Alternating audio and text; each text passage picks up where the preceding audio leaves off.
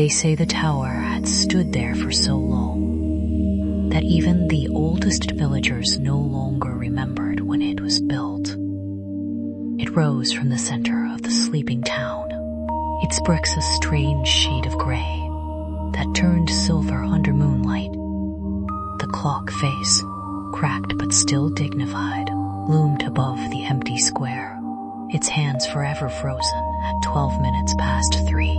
Some swore they could hear the tick-tock deep inside, though the mechanism had long since rusted to silence. No one went near the tower in him.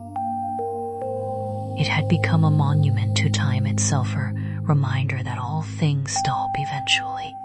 On rainy nights, travelers sheltering in the square claimed to see a faint glow inside, as if the lanterns within were still lit.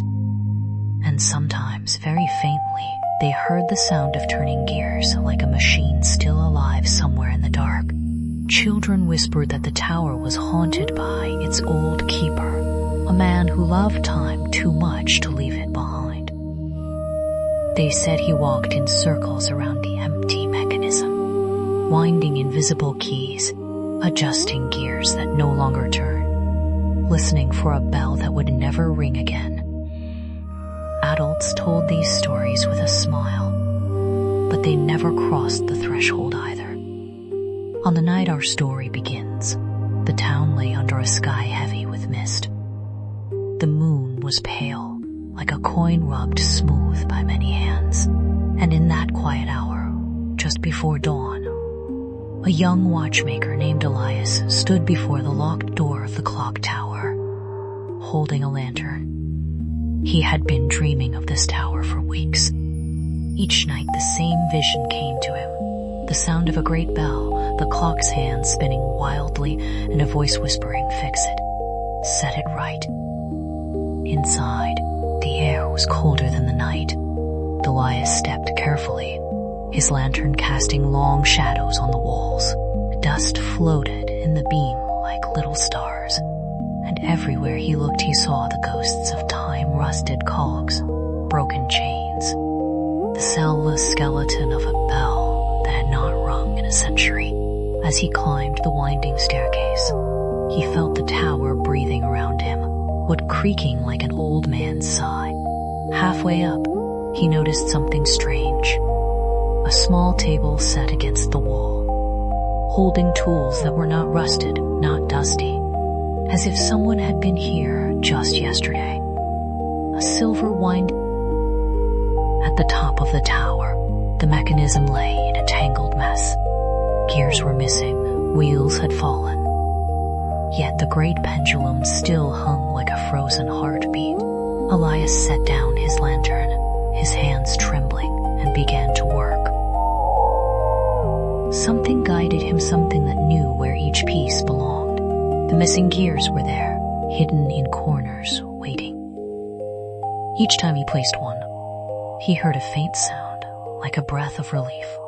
A pass sighed. Dawn turned the mist to gold. Inside, the mechanism stood whole again. All that remained was the final turn of the key. And that was when Elias heard footsteps behind him. He turned, expecting no one, but there, in the shadows, stood the clock keeper. Or rather, what was left of him. A tall, thin figure in a coat too old to belong to this century, face hidden beneath a brimmed hat. The figure nodded once, slowly, and pointed to the key. Elias turned the key. The tower shuddered for the first time in 100 years. The great pendulum swung. The gears turned, the chains rattled, and the bell rang out with a sound so deep it seemed to shake the very stones of the square. It was not just a chime. It was a note that carried something with it. Memory. All around the town, lights came on in windows as people woke.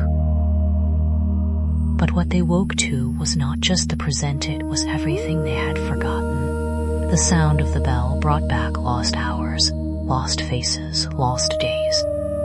Old loves, old griefs. The moments that had slipped quietly away they returned, like moths fluttering back to a flame.